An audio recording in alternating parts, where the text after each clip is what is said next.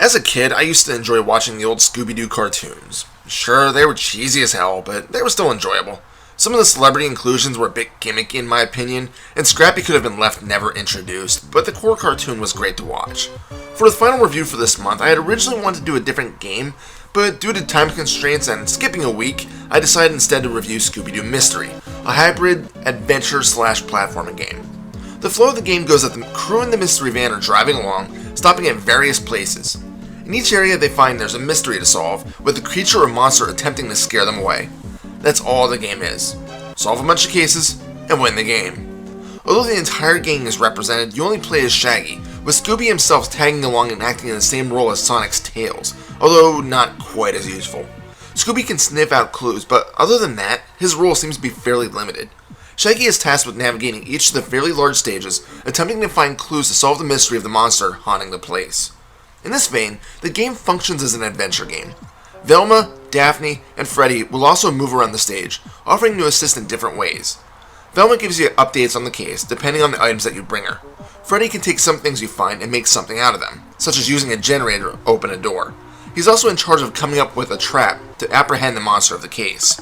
Daphne simply gives you additional Scooby snacks to recover your health, with the amount depending on how far along in the case you are. So each character in the game is necessary in their own way. Of course, not everyone is big in adventure games, and as such, there's some action and platforming required.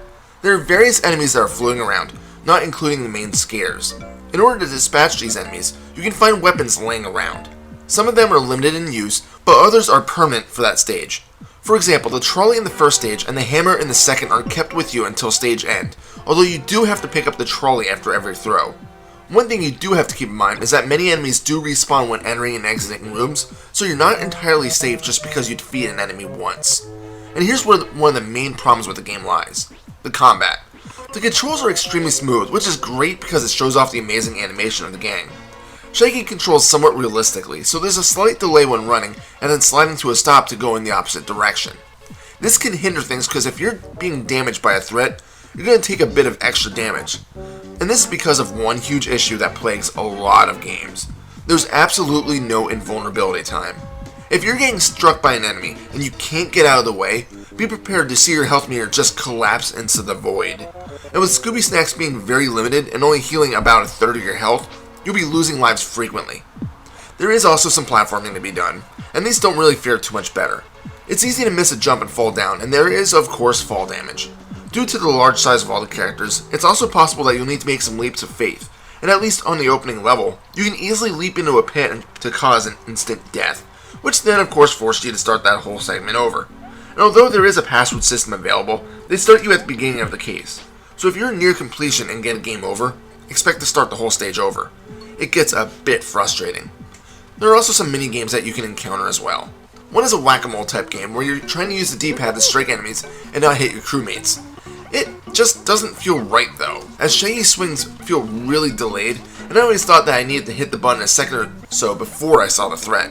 If you keep hitting your friends, the game will end early as the time penalties will add up. There's also another balance type game where Shaggy is throwing ingredients out of a fridge, and you actually control Scooby as he tries to catch them in his hand. You want to catch each ingredient somewhat evenly, as making one side too heavy will cause Scoob to drop everything. The higher the sandwich, the higher your bonus. The only thing that's really left to mention is the graphics and sound. Visually, the game looks superb. Everything has a fog-like effect to it, helping to lend itself to a spooky feel. The characters all have perfect cartoonish looks to them, and as I mentioned previously, the animation is spot on. Sound-wise, the game also excels, mainly in the music department. The game may have taken some tracks directly from the cartoon, as I swear I remember hearing these songs in the show. I could be wrong, but they do fit perfectly. Is Scooby-Doo Mystery a good game? I'd say it's decent, but with definite problems. I feel the combat should have been cut entirely, as it would have played much better as just an adventure game where you're solving cases. The nagging problems with the combat, as in the lack of invincibility frames, kills any excitement when fighting the creatures. but if you can get beyond that, the game is still pretty fun, especially if you're a fan of the original show. Final score?